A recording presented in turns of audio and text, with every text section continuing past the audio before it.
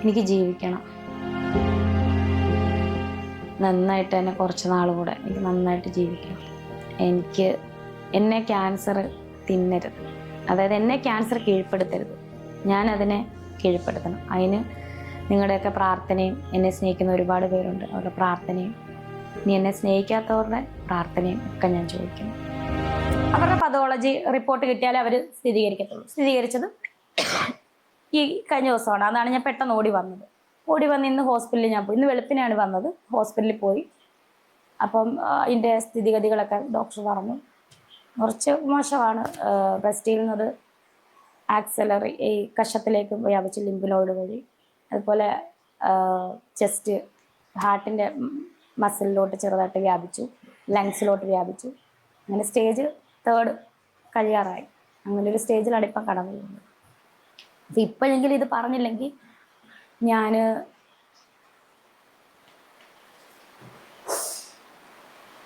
രേണുസുതി പോസിറ്റീവായും നെഗറ്റീവായും എല്ലാവരുടെ മനസ്സിൽ കയറി കൂടിയ ഒരു പെൺകുട്ടി. ജീവിക്കാനുള്ള നെട്ടോട്ടത്തിനിടയിൽ ഇതാ ഇടുത്തി പോലെ ഒരു അസുഖം, ക്യാൻസർ. ശരിക്കും ഞെട്ടിപ്പോയി. കുറച്ച് നാൾ മുന്നൊക്കെ ഇങ്ങനെ രേണുസുതിക്ക് ക്യാൻസർ ആണ്, അതാണ് ഇതാണ് എന്നൊക്കെ പറഞ്ഞിട്ട് കുറെ ന്യൂസുകളും കുറെ വീഡിയോസ് ഒക്കെ നമ്മൾ കണ്ട്. അപ്പോഴൊക്കെ ഞാൻ കരുതിയത് ശരിക്കും അത് ഫേക്ക് ആയിരിക്കാം. കാരണം രേണുസുതിക്ക് ഇഷ്ടം പോലെ ഹേറ്റേഴ്സ് ഉണ്ട്. അപ്പൊ അവരിൽ ആരെങ്കിലും പടച്ചു വിടുന്നതായിരിക്കാം ഇങ്ങനെയൊക്കെ എന്ന് നമ്മൾ കരുതിയത്. എന്നാൽ ഇപ്പൊ രേണുസുതി തന്നെ വന്ന് ഇതൊക്കെ പറയുന്നുണ്ട്, എനിക്ക് അസുഖമാണ് എന്ന് പറഞ്ഞപ്പോ ശരിക്കും ഞാൻ ഞെട്ടിപ്പോയി. നമുക്ക് സഹിക്കാൻ പറ്റുന്നില്ല, അത്രയും വിഷമം തോന്നുന്നുണ്ട്. കാരണം ആ കുട്ടി ആ രേണു ജീവിച്ചു തുടങ്ങിയതേ ഉള്ളൂ. അപ്പോഴേക്കും ഇങ്ങനെ ഒരു അസുഖം അതിനെ കാർന്ന് തിന്നാൻ തുടങ്ങി. ഇത് മുന്നേ അറിഞ്ഞിട്ടുണ്ടായിരുന്നു, പക്ഷെ അപ്പോൾ അത് വേണ്ട ചികിത്സ കൊടുത്തില്ല. കൊടുത്തിരുന്നുവെങ്കിൽ ഈ സ്റ്റേജ് ഇത്ര മോശമായി. ക്യാൻസറാണ്.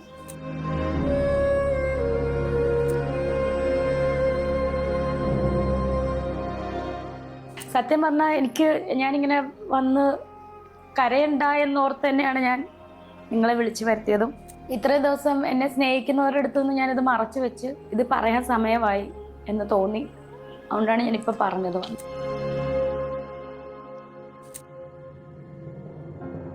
കുറച്ച് മോശമാണ്. ബ്രസ്റ്റിൽ നിന്നത് കഷത്തിലേക്ക് വ്യാപിച്ചു, ലിംബ് വഴി. ഹാർട്ടിൻ്റെ മസിലിലോട്ട് ചെറുതായിട്ട് വ്യാപിച്ചു, ലങ്സിലോട്ട് വ്യാപിച്ചു. അങ്ങനെ സ്റ്റേജ് 3 കഴിയാറായി.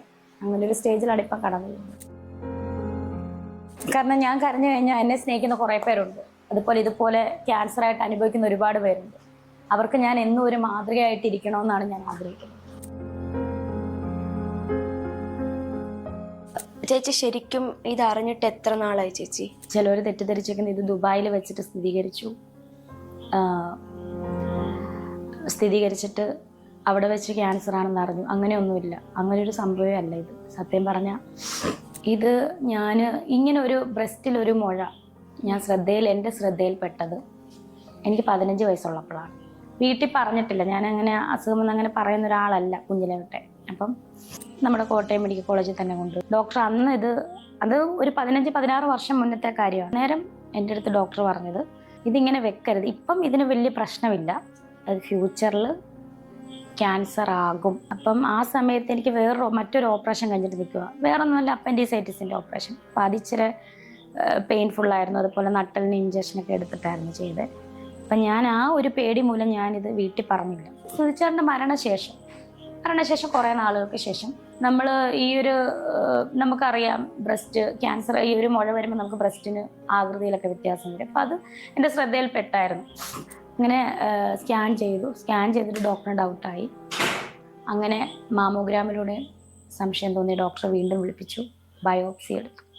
ബയോപ്സി എടുത്ത റിസൾട്ടും ഞാൻ ഒറ്റയ്ക്കാണ് ചെന്ന് മേടിക്കുന്നത്. അപ്പം എന്നോട് പറഞ്ഞു ക്യാൻസർ ആണെന്ന് പറഞ്ഞു. നമ്മുടെ ശത്രുക്കൾക്ക് പോലും ഇങ്ങനൊരവസ്ഥ നമുക്കറിയാം. അതിൻ്റെ ബുദ്ധിമുട്ടും വിഷമങ്ങളും ഒക്കെ നമുക്കറിയാം. അപ്പോൾ അതെല്ലാം കൂടെ എൻ്റെ തലയിലോട്ട് വന്നിട്ട് ഞാൻ ഒന്നും മിണ്ടിയില്ല. ആ റിസൾട്ട് വീട്ടിൽ കൊണ്ടുവരാൻ ഭദ്രമായിട്ട് വെച്ച് ഒരു മനുഷ്യനോടും പറഞ്ഞു. കരീഷ്മ അറിയാം, മാനേജർ, എൻ്റെ ചേച്ചിയോട് പോലും പറഞ്ഞില്ല. കാരണം അവരൊക്കെ വിഷമിക്കും. കരീഷ്മയോട് പറഞ്ഞത് തന്നെ കരീഷ്മ എന്നോട് ചോദിച്ച് എന്താണ് നീ എന്താ, അവൾക്ക് നമ്മുടെ ഒരു സംസാരം വ്യത്യാസമായി അവൾക്ക് അറിയാൻ പറ്റും. ഞാൻ പറഞ്ഞ പോലെ ഒരു സംഭവം ഉണ്ട്. അവൾ ഞെട്ടിപ്പോയി. ഇപ്പം ഞാൻ ആരോടും പറഞ്ഞു, കുറേ നാൾക്ക് മുന്നേ ആണിത്. ആരോടും പറഞ്ഞില്ല, വീട്ടിലും പറഞ്ഞില്ല, ആരോടും പറഞ്ഞില്ല. അങ്ങനെ കുറച്ച് ദിവസം ഇങ്ങനെ മുന്നോട്ട് കൊണ്ടുപോയി ഷൂട്ടും കാര്യങ്ങളൊക്കെ ചെയ്തു.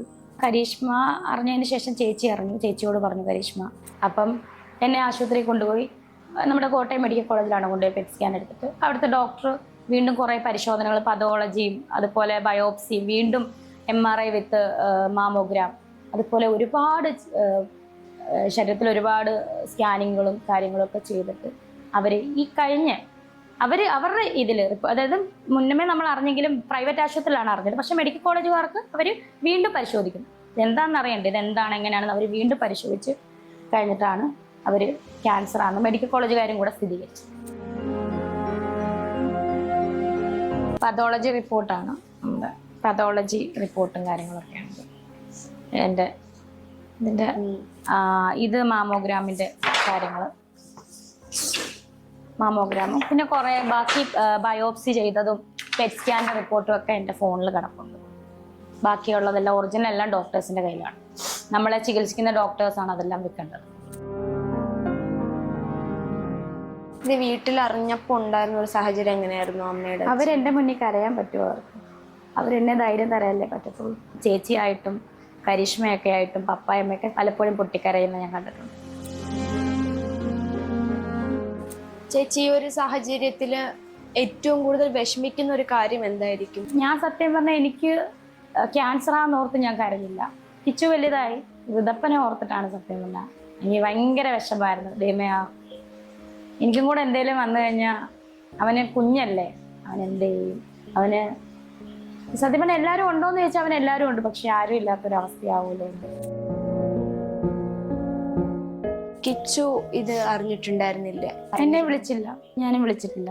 ആ ഒരു സംഭവത്തോടു കൂടി അന്ന് നിങ്ങൾക്ക് അറിയാം, അന്നത്തെ ഒരു ലാസ്റ്റ് വിളിച്ചത് മോനെ കൊണ്ടുപോവുക, പുറത്തു പോവാന്നുള്ളത്. പിന്നെ എന്നെ ഒരു കോണ്ടാക്റ്റും ചെയ്തിട്ടില്ല.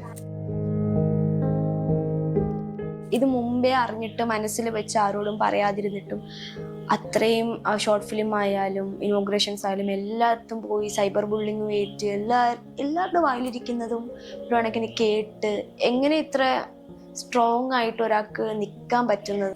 നിങ്ങൾക്കിപ്പം ഇത് കാണുന്നവർക്കറിയാം ഞാൻ ഈ ക്യാൻസർ ആണെന്നും അറിഞ്ഞിട്ടും ഞാൻ എത്ര സന്തോഷത്തോടു കൂടിയാണ് മറ്റുള്ളവരോട് പെരുമാറിയത് ഒക്കെ അറിയാം. ഞാൻ റീൽസ് ചെയ്യുന്നു, ഈ തെറി മുഴുവൻ കേൾക്കുന്നതും ഇങ്ങനെ അറിഞ്ഞിട്ട് തന്നെയാണ്. പക്ഷെ നമ്മളുടെ വിധിയാണത്. നമുക്ക് ഒരു ഇത് നേരത്തെ കണ്ടുപിടിച്ചതാണ്. ഇതെനിക്ക് അറിയാവുന്നതായിരുന്നു, എന്നിട്ട് പോലും ഞാനത് ആ സമയത്ത് ഞാൻ ചികിത്സിച്ചില്ല. ജസ്റ്റ് ഒന്ന് ഡോക്ടറെ ഒന്നും കൂടെ കണ്ടിരുന്നെങ്കിൽ അത് എടുത്തു കളഞ്ഞിരുന്നെങ്കിൽ എനിക്ക് ഈ അവസ്ഥ വരത്തില്ലായിരുന്നു. പിന്നെ ഞാൻ ആലോചിച്ചു, ഇതിനും വലിയ കുത്തുവാക്കുകളല്ലേ കേൾക്കുന്നത്. ക്യാൻസറിനേക്കാൾ എനിക്ക് ക്യാൻസർ ഒന്നുമല്ലേ, വേറൊന്നുമല്ല, ഇതിനും വലിയതാണ് കേട്ടത്, അനുഭവിച്ചത്. ഈ ക്യാൻസർ ആയിട്ട് ഞാൻ നാട്ടിലോട്ട് വന്നപ്പോൾ പോലും എയർപോർട്ടിൽ വെച്ച് പോലും വിഷമം ഉണ്ടായി അനുഭവിച്ചത്. ചേച്ചി, ഈ ഒരു 34 വയസ്സിൽ അനുഭവിക്കുന്ന കാര്യങ്ങളൊന്നും ചെറുതല്ല. സൈബർ ബുള്ളിങ് ആയാലും ഭർത്താവിൻ്റെ മരണമായാലും ഇപ്പോഴത്തെ ക്യാൻസർ എന്നൊരു വലിയ രോഗമായാലും ശരിക്കും ദൈവത്തോട് എന്താ ചേച്ചിക്ക് ചോദിക്കാനുള്ളത്? എനിക്ക് വരാനുള്ള ആശ്രയം ദൈവം തരാനുള്ളത് എനിക്ക് ദൈവം തന്നത് തന്നെയാണ്. നമുക്ക് നന്മ തരുന്നതും ദോഷം തരുന്ന എല്ലാം ദൈവം. എനിക്ക് ദോഷമായിട്ട് ഞാൻ ദൈവം തന്ന സന്തോഷത്തോടു കൂടി നമ്മൾ ആ രോഗം.